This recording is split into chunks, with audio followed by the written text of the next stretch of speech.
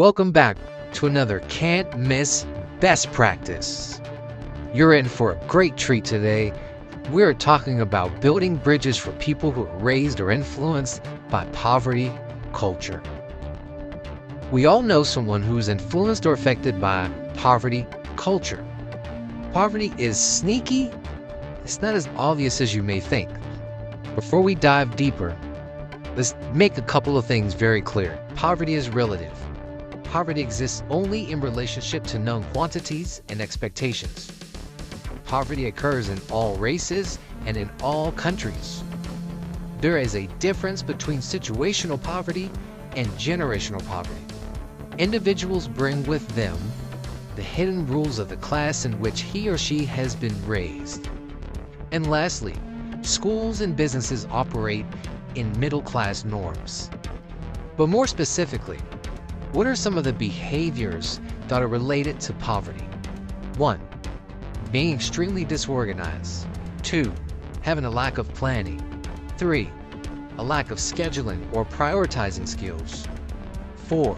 Inability to follow directions. 5.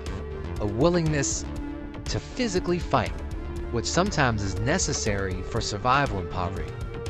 6. Using inappropriate or vulgar language, especially in the wrong setting. 7. Anger as a typical or comfortable response. 8. Arguing loudly in public. 9. Laughing when being disciplined. 10. Completing only part of a task and having difficulty getting to the completion. So how does poverty culture manifest itself in the workplace?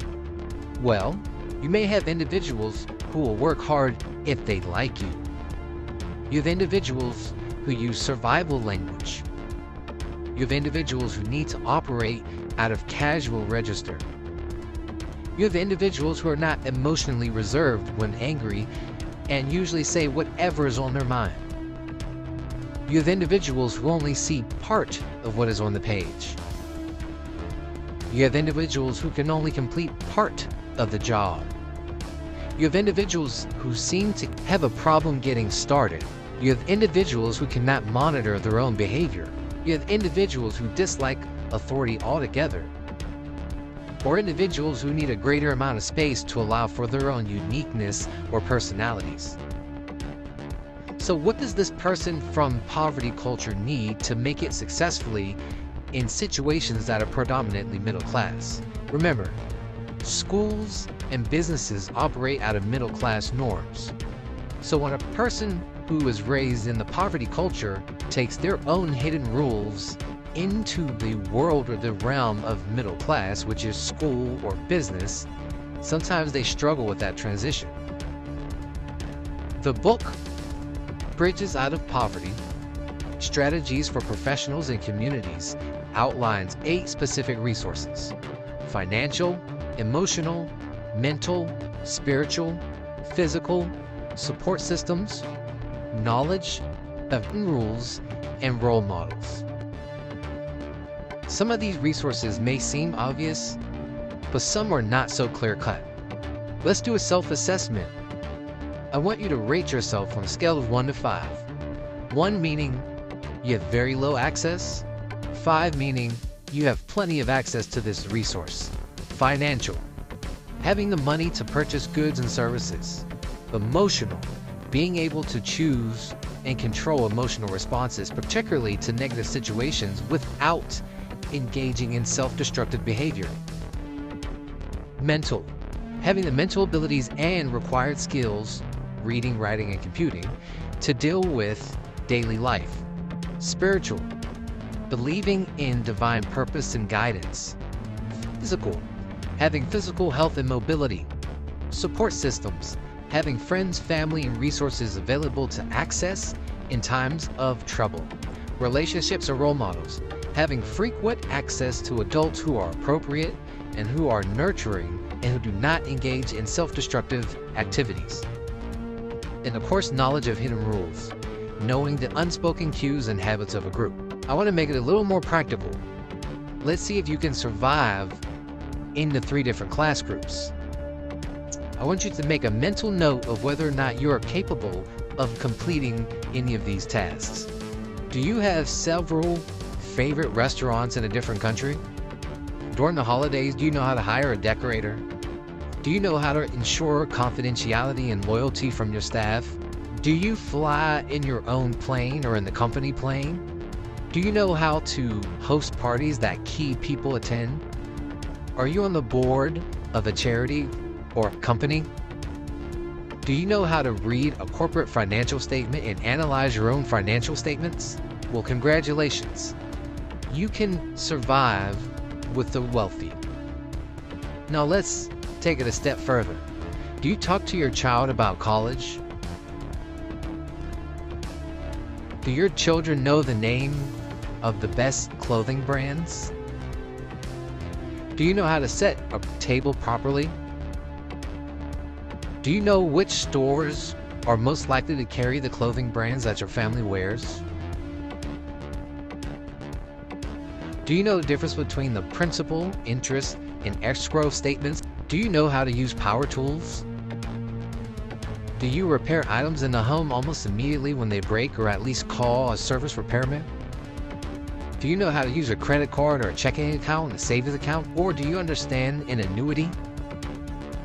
Well, congratulations. You can make it in the middle class. Now let's take it a step further. Do you know how to get someone out of jail? Do you know how to physically defend yourself without having professional training? Do you know how to get a gun even if you have a record?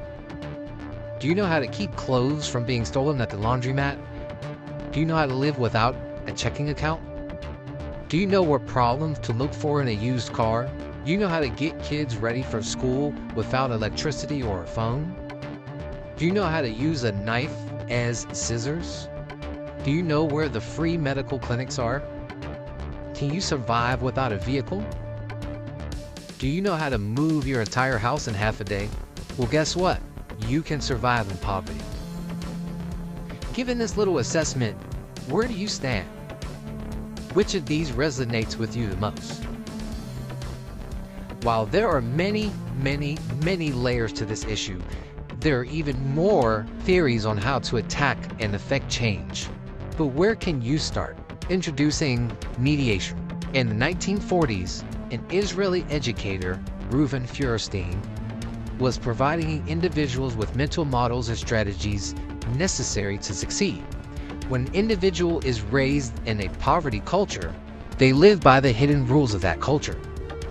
When it is time to move into a space where those hidden rules no longer apply, such as a business or a school, many people from poverty culture struggle with that transition. Feuerstein says that the catalyst that can change the trajectory of someone who has lived in poverty culture is an intervention called mediation.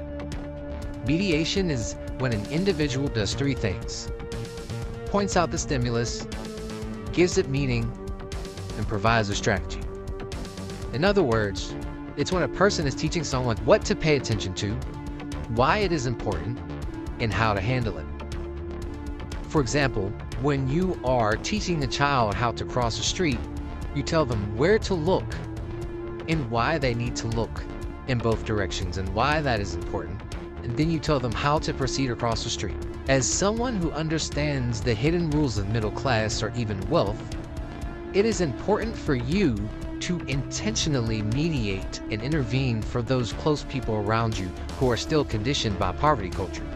For example, you may be able to help someone understand the difference between the child voice, the parent voice, and the adult voice. When you take a deeper look, you can see the child voice sounds like this.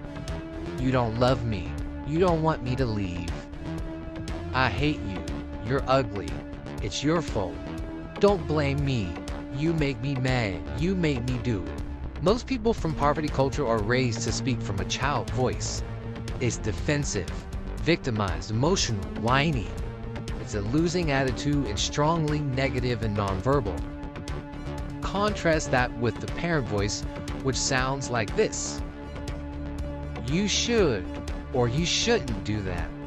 It's wrong to do this. That's stupid. immature, and out of line. Life is not fair. You do as I say.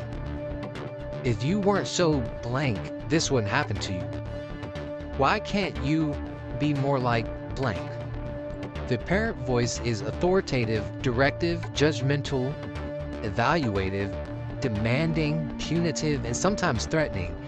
And often when adults of poverty culture are approached with a parent voice, it causes a major conflict. Now, let's contrast those two with the adult voice, which sounds like this. In what ways can this be resolved? I would like to recommend blank. What are the choices in this situation? I am comfortable or uncomfortable with blank. Options that can be considered are blank. Well, these are the consequences of that action. We agree to disagree. The adult voice is non-judgmental, free of negative nonverbal, factual, often in question format, and it is an attitude of win-win. While it is important for you to be able to use the adult voice, it is also crucial for us to recognize when another person may be using the child voice or the parent voice and be able to gracefully and respectfully offer moments of mediation when appropriate. We must take time to introduce the adult voice in an intentional way. When stepping into a business or a courtroom or a school setting, it is important for a person to be able to use the adult voice. This is considered a hidden rule. However, there are way too many hidden rules for us to cover them all. But just to give you an idea, let's take a look at a few hidden rules and contrast them within the different classes. When it comes to money and poverty, it is to be used and spent. In the middle class, it is to be managed, and in wealth, it is to be conserved and invested. When it comes to time in poverty, the present is most important.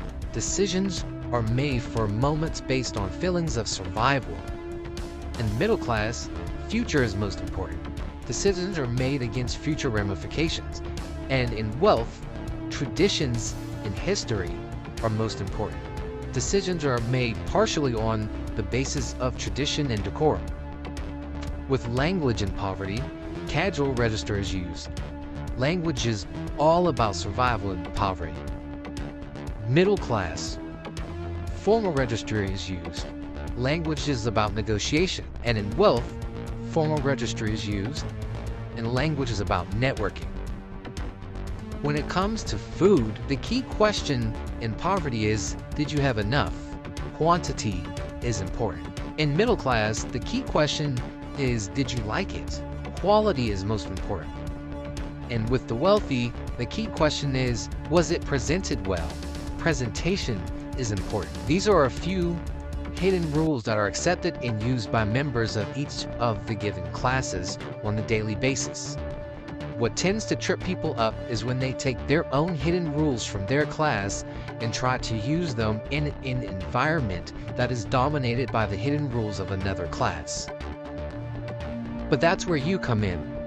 For those people around you, your loved ones, your co-workers, your employees, your clients or patients, you can step in and be that voice who helps to mediate or intervene and just open the window to those hidden rules that may help a person who is conditioned by a poverty culture to transition a bit smoother into environments dominated by middle-class norms.